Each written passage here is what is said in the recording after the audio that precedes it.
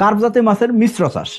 এই মাছ চাষটা বাংলাদেশের সচরাচর সকল এলাকায়, একদম গ্রাম থেকে শুরু করে নিয়ে উপজেলা, জেলা থেকে শুরু করে সকল জায়গাতে এই কার্প জাতীয় মাছের মিশ্র চাষটা হয়ে থাকে। অনেক এলাকায় হয়তো ছোট ছোট ধানি পোনা বা রেণু পোনা থেকে পোনা উৎপাদন করা হচ্ছে। আবার অনেক খামারি আছেন যারা কি করতেছেন, এই কার্প জাতীয় মাছের চাষ করে মাছগুলাকে বাজারজাত করতেছেন। অর্থাৎ এই কার্প জাতীয় মাছের মিশ্র চাষ সেটা বাংলাদেশের সকল এলাকাতেই একদম প্রসিদ্ধ একটা মাছ চাষ। এই মিশ্র মাছ চাষী ভাইরা আবার দুই ধরনের হয়ে থাকে। একজন ট্রেডিশনাল ওয়েতে, অর্থাৎ আগের মান্দাতা আমলের যে সিস্টেম ছিল, আমরা মন হিসাব করে মাছ চালাম, মন হিসাব করে মাছ বিক্রি করব।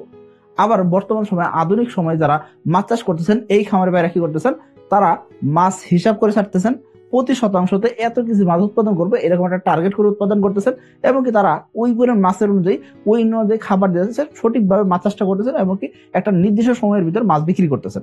অর্থাৎ এই খামারি ভাইরা লাভের পার্সেন্টেজটা বেশি করতেছেন, ইনার আবার খরচও বেশি করতেছেন। আশা করি আপনারা বুঝতে পারছেন। আবার যিনি একবার মাছ ছাড়িয়ে রাখছেন, ওনার আর কোনো চিন্তা নেই, একবার মাছ ছাড়ছি আর কোনো কাজকর্ম নাই, মাছ বছর শেষে বিক্রি করলাম, নিজের খাবার চাহিদা মিটলো, আলহামদুলিল্লাহ।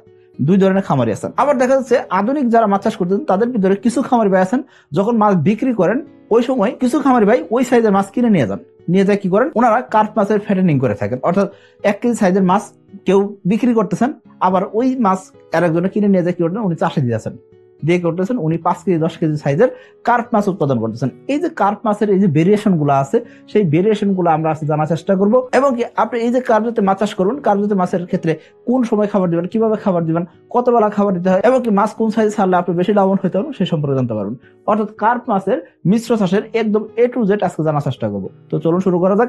এখনো যারা চ্যানেলটিকে সাবস্ক্রাইব করেনি, সাবস্ক্রাইব করে দেবেন, বেল বাটন প্রেস করে দিবেন, যাতে নতুন নতুন যত ভিডিও আসে সবগুলো দেখতে পারেন। এখানে দেখতে পাচ্ছেন পুকুরের 3টা স্তর দেখানো হয়েছে। পুকুরের নিচের স্তর, মধ্যম স্তর এবং উপরের স্তর, 3টা স্তরেই মাছ বসবাস করে। এবং কি কার্প মাছের বিশেষত্ব হলো কি, উপরের স্তরে যে মাছগুলো আছে তারা উপরের স্তরে যে খাবারগুলো তৈরি হয়, প্রাকৃতিক খাবার তৈরি হয়, সেই প্রাকৃতিক খাবারই খায়। তারা মধ্যম স্তরে বা নিচের স্তরে মাছের ডিস্টার্ব করে না। আবার মধ্যম স্তরে যে মাছগুলো আছে তারা মধ্যম স্তরের খাবারই খায়, তারা উপরের স্তরে যায় ডিস্টার্ব করে না। কিন্তু হ্যাঁ, মধ্যম স্তরের রুই মাছ, এই রুই মাছ কিছু সময় যায় পুকুরের তলদেশে কিছু কীট বা কিছু যদি জৈব পদার্থ পায়, সেই জৈব পদার্থগুলো, পচনশীল জৈব পদার্থগুলো খেয়ে থাকে। এর পাশাপাশি দেখবেন কি পুকুরের নিচের স্তরে যে মাছগুলো আছে, সেই নিচের স্তরের মাছ কখনো মধ্যম স্তর বা উপরের স্তরে যায় না। অর্থাৎ খাবার নিয়ে কোনো প্রকার ক্ল্যাশ বা প্রতিযোগিতা তৈরি হয় না, যার মাধ্যমে কি হয়, প্রত্যেকটা স্তরে যে পরিমাণ খাবার তৈরি হয়েছে সেই খাবার খেয়ে মাছগুলো বড় হচ্ছে। এবং কি আপনি এখানে 3টা মাছ দেখতে পাচ্ছেন, উপরে আছে কাতল মাছ, মধ্যম স্তরে আছে রুই মাছ, নিচের স্তরে আছে মৃগেল মাছ। দেখেন এই মাছগুলো দেখলে আপনি একটু অবাক হবেন। কিভাবে অবাক হবেন? এই যে কাতল মাছ, এই আসলে উপরের স্তরে খাবার খাচ্ছে। কিভাবে খাবার খাচ্ছে? এর মুখের চোয়ালের অংশটা দেখবেন কি উপরের দিকে খাড়া, অর্থাৎ এ খাবার খাওয়ার জন্য সবসময় উপরের দিকে খাবারটাই খাবে। তাহলে আল্লাহ কত সুন্দর করে প্রত্যেকটা সৃষ্টি তৈরি করছেন, আশা করি আমরা বুঝতে পারতেছি।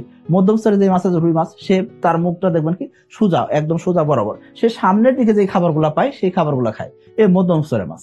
নিচের স্তরে যে মাছ আছে সেই মাছ কি করে, তাদের মুখের অংশটা দেখা যাচ্ছে নিচের দিকে, অর্থাৎ তাদের মুখের অংশটা 45 ডিগ্রি বা 60 ডিগ্রি কার্ভ হয়ে নিচের দিকে খাবার খায়। তার মানে তারা নিচের দিকে যে খাবারগুলো আছে সেই খাবারগুলো খাচ্ছে। আল্লাহ কত সুন্দর করে জিনিসগুলো তৈরি করে দিয়েছেন, আশা করি বুঝতে পারছি। এই যে খাবার নিয়ে যাতে প্রতিযোগিতা তৈরি না হয়, এইভাবে মাছের মুখের স্ট্রাকচার এরকম আছে। তাহলে আপনি যখন কার্প জাতীয় মাছ চাষ করবেন, সেই ক্ষেত্রে দেখবেন কি পুকুরের নিচের স্তরে মাছগুলো নিচের স্তরে খাবার খাচ্ছে, নিচের স্তরে প্রাকৃতিক খাবার তৈরি হচ্ছে, মধ্যম স্তরে প্রাকৃতিক খাবার তৈরি হচ্ছে, উপর স্তরে প্রাকৃতিক খাবার তৈরি হচ্ছে। এখন নিচের স্তরে এবং উপর স্তরে প্রাকৃতিক খাদ্যটা একটু বেশি তৈরি হয়। তবে দেখা যাচ্ছে মধ্যম স্তরে মাছের গ্রোথ কিন্তু বেশি ভালো আসে। কারণ কি, মধ্যম স্তরটা আসলে উপর স্তর এবং নিচের স্তরের চাইতে একটু বড় সাইজের হয়ে থাকে। এই জন্য দেখা যাচ্ছে আমরা মধ্যম স্তরে মাছের পরিমাণটা বেশি দিতে পারি। আশা করি আমরা বুঝতে পারছি। অর্থাৎ আমরা যখন কার্প জাতীয় মাছ চাষ করবো, সেক্ষেত্রে আমাদের মাছের ঘনত্বটা সঠিক হওয়াটা খুবই জরুরি। না হলে কি হবে, এই একটা মাছ আর একটা মাছের এলাকায় চলে যাবে, অর্থাৎ দখল শুরু করবে। দখল শুরু হলে কি হবে, তখন খাবার নিয়ে প্রতিযোগিতা শুরু হবে, আর খাবার নিয়ে প্রতিযোগিতা বা ক্লাস তৈরি হলে সেক্ষেত্রে মাছের গ্রোথ আপনি পাবেন না। তাহলে আমরা বুঝলাম কার্প জাতীয় মাছের আমরা মিশ্র চাষটাই করবো। একক চাষ সচরাচর না করাটাই ভালো, তবে অনেক খামারে আছেন যারা একক চাষও করে থাকেন। তবে আমি বলবো কার্প জাতীয় মাছ মানে আপনি মিশ্র চাষটাই বেশি করবেন। এখন আসলে এই যে কার্প জাতীয় মাছ চাষ করবেন, সেক্ষেত্রে আপনি কোন গণতে মাছ চাষ করবেন, কোন স্তরে কোন মাছ দিবেন, এবং কি পরিমাণ মাছ আপনি দিবেন। কার্প জাতীয় মাছের কথা যদি আসে, সেক্ষেত্রে আপনি দেখতে পাচ্ছেন এখানে উপরের স্তরে 3টা মাছের কথা আছে। এই 3টা মাছের ভিতরে কি আছে, সিলভার কার্প, কাতল এবং কি ব্রিগেড। এই মাছগুলা সচরাচর পুকুরের উপরের স্তরে থাকে। সিলভার কার্প ফাইটোপ্লাঙ্কটন খেয়ে থাকে, কাতল সে জুপ্লাঙ্কটন খেয়ে থাকে, এবং কি ব্রিগেড উনিও জুপ্লাঙ্কটন খেয়ে থাকে। ব্রিগেড মাছ পাশাপাশি কি করে থাকে, পুকুরে বড় ধরনের যে ফাইটোপ্লাঙ্কটন গুলো তৈরি হয় সেইগুলো কিন্তু এই ব্রিগেড মাছ কিন্তু খুব সুন্দর করে খেয়ে থাকে। এই জন্য বলবো আপনাকে যে আপনি উপরের স্তরে যখন মাছ দিবেন এই 3টা মাছের ভিতরে যে কোনো একটা মাছ আপনি সিলেক্ট করবেন, অথবা আপনি যদি সিলেক্ট করেন একাধিক মাছ যদি সিলেক্ট করতে চান সেক্ষেত্রে অবশ্যই সঠিক একটা ঘনত্ব দিবেন। উপরের স্তরে আমরা সচরাচর মোটামুটি ভাবে 10 থেকে 12 কেজি মাছ উৎপাদন করতে পারি, এর বেশি উৎপাদন করতে পারি না। আশা করি আপনি বুঝতে পারছেন। এখন আসলে মধ্যম স্তরের মাছের ক্ষেত্রে মধ্যম স্তরে থাকে গ্রাস কার্প এবং কি রুই মাছ। এই দুইটা মাছ সচরাচর মধ্যম স্তরে থাকে। এই দুইটা মাছের মেন খাবার হলো জলজ উদ্ভিদ এবং কি জুপ্লান্টন এবং কি উদ্ভিদ কণা যা আছে সেগুলা খেয়ে থাকে। এবং কি মাঝে মাঝে আপনি যদি বাইরে থেকে কলার পাতা বা বিভিন্ন ধরনের কলমি জাতীয় জিনিস যদি আপনি পুকুরে দেন সেক্ষেত্রে কিন্তু গ্রাস কার্প জাতীয় মাছ কিন্তু খেয়ে থাকে। মধ্যম স্তরে আমরা মোটামুটি ভাবে 15 থেকে 20 কেজি মাছ উৎপাদন করতে পারি, অর্থাৎ মধ্যম স্তরে মাছের উৎপাদনটা বেশি হয়ে থাকে। নিচের স্তরে মাছের কথা যদি আসেন সেক্ষেত্রে কালীবাউস, মৃগেল এবং কি মিরর কার্প এই মাছগুলো আমরা পুকুরের নিচের স্তরে দিতে পারি। পুকুরের নিচের স্তর থেকে আমরা মোটামুটি 12 থেকে 15 কেজি মাছ উৎপাদন করতে পারি। তাহলে এই যে মাছের উৎপাদন যখন হিসাব করতে তখন আমরা বুঝতে পারতেছি কি 3 স্তর মিলে আমরা মোটামুটি ভাবে অন এন এভারেজ 35 থেকে 40 কেজি মাছ উৎপাদন করতে পারবো। অর্থাৎ পুকুরের নিচের স্তরে 12 কেজি, মধ্যম স্তরে যদি 20 কেজি হয় তার মানে 32 কেজি, উপরের স্তরে 8 থেকে 12 কেজি, এগুলো 40 কেজি, এর বেশি উৎপাদন সচরাচর হয় না। তাহলে আপনি বলতে পারেন আমরা তাহলে কোন স্তরে কোন মাছগুলো দিব এবং কি কতগুলা করে দিব। আপনি হিসাব করবেন, আপনি উপরের স্তরে মাছ উৎপাদন করবেন 10 থেকে 12 কেজি। 10 থেকে 12 কেজি হিসাব করলে তাহলে আপনি যদি প্রত্যেকটা মাছে 1 কেজি করে উৎপাদন করতে যাচ্ছেন তাহলে উপরের স্তরে আপনি সিলভার কার্প 10 পিস দিয়ে দেন।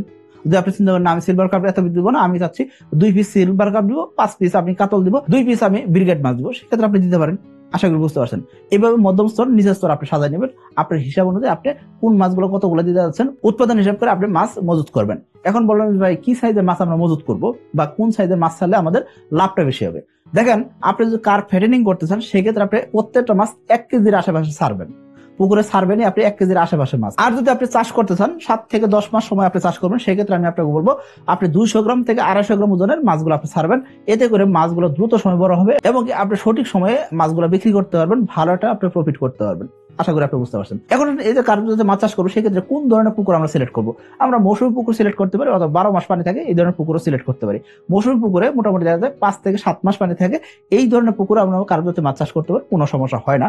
তবে খেয়াল করতে হবে যখন পানি কমতে থাকে ওই সময় আমার মাছ বিক্রি করতে হবে এবং মাছের যাতে বাজার দর ভালো হয় সেই হিসাব করে আমাদের মাছগুলো ছাড়তে হবে। এখন আসেন অনেক খামার ভাই আছে যারা আমরা কি করে থাকি নিজেদের পোনা নিজেরা উৎপাদন করে থাকি, অর্থাৎ আমরা রেণু পোনা কিনে নিয়ে আসি অথবা ধানে কিনে নিয়ে এসে আমরা কি করি এগুলাকে পোনা উৎপাদন করে আমরা চাষের পুকুরে দিয়ে থাকি। সেক্ষেত্রে আপনার রেণু পোনার বা ধানি পোনার পুকুর হবে 5 থেকে 33% ভিতরে এবং গভীরতা হবে 3.5 ফিট থেকে 4 ফিট। আপনি মোটামুটি মাছগুলোকে এক আঙ্গুল সাইজ করতে পারেন। আবার আপনি যদি মনে করেন যে আমি এক একটা মাছ 200 গ্রাম 250 গ্রাম ওজন করে আমি নার্সারি পুকুর থেকে চাষের পুকুরে দিব, সেটা আপনি করতে পারেন।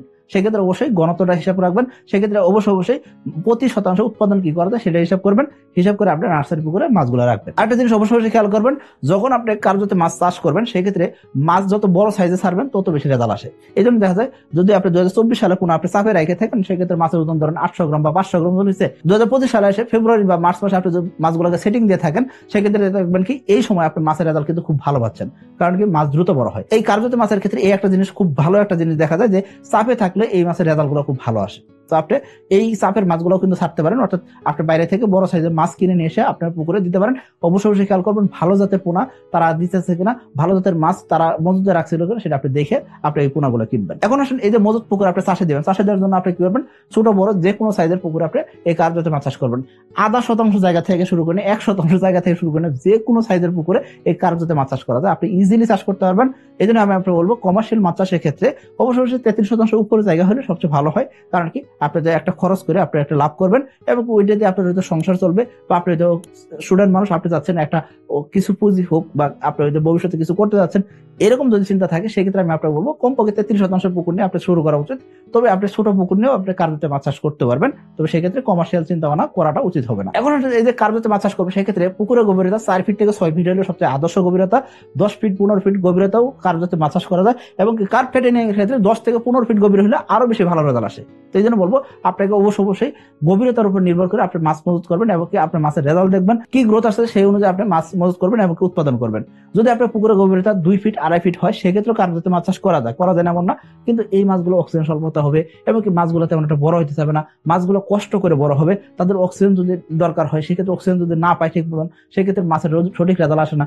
2 ফিট 2.5 ফিট পানি অতিরিক্ত গরম হয়ে যায়, হঠাৎ করে ঠান্ডা পড়লে দেখা যাচ্ছে যে পানি দ্রুত সময় ঠান্ডা হয়ে যায় এবং ওই জায়গায় অক্সিজেন স্বল্পতা হয়, নানাবিধ সমস্যা তৈরি হয়ে থাকে। এই জন্য বলবো আপনি একটা জিনিস পালতেছেন এই জায়গাতে আপনার একটা রুটি রোজগার ব্যবস্থা হবে, সেক্ষেত্রে অবশ্যই আপনার কি করবেন সঠিক নিয়মে মাছ চাষটা করা উচিত, সঠিক পদ্ধতিতে আপনার মাছ চাষটা করা উচিত। এই যে কার্প জাতীয় মাছ মাছ আপনি চাষ করবেন সেক্ষেত্রে অবশ্যই পুকুর প্রস্তুত করতে হবে, জলজ আগাছা থেকে শুরু করে বিভিন্ন ধরনের গর্ত থাকতে হবে, সেই গর্তগুলো আমাদের নিধন করতে হবে। পাশাপাশি আমাদের রাক্ষস মাছ, অবাঞ্ছিত মাছ যেগুলো আছে সেগুলো আমাদের নিধন করে নিতে হবে। এবং এই রাক্ষস মাছ নিধন করার জন্য আমরা পুকুর সেচ দিতে পারি, অথবা আমরা চাইলে রুটেনন বা বিভিন্ন ধরনের গ্যাস ট্যাবলেট প্রয়োগ করে আমরা কি করতে পারি, এই রাক্ষস মাছগুলো নিধন করে নিতে পারি। নিধন করে নেওয়ার পরে 1 থেকে 2 কেজি করে শতাংশ চুন প্রয়োগ করে দিব পুকুরের তলদেশে। দেওয়ার পরে আমরা পুকুরে পানি ঢুকাবো, সেটা ডিপের পানি হতে পারে, অন্য একটা পুকুরে পানি হতে পারে, অথবা খালের পানি হতে পারে, যে কোনো একটা পরিষ্কার পানি আমরা আমাদের পুকুরে ঢুকাইতে পারি। পানি ঢুকানোর পরে আমরা চুন লবণ দিয়ে প্রোবায়োটিক দিয়ে আমাদের পুকুরটা প্রস্তুত করে নিব। পুকুর প্রস্তুত সম্পন্ন হয়ে গেলে আমরা কি করবো, পুকুরে পোনা মজুত করবো। পোনা মজুদের ক্ষেত্রে অবশ্যই যত বড় পোনা ছাড়তে পারি তত ভালো রেজাল্ট আসে, আমরা অলরেডি বলে আসছি। তো সেক্ষেত্রে আমরা পোনা মজুত করে ফেললাম।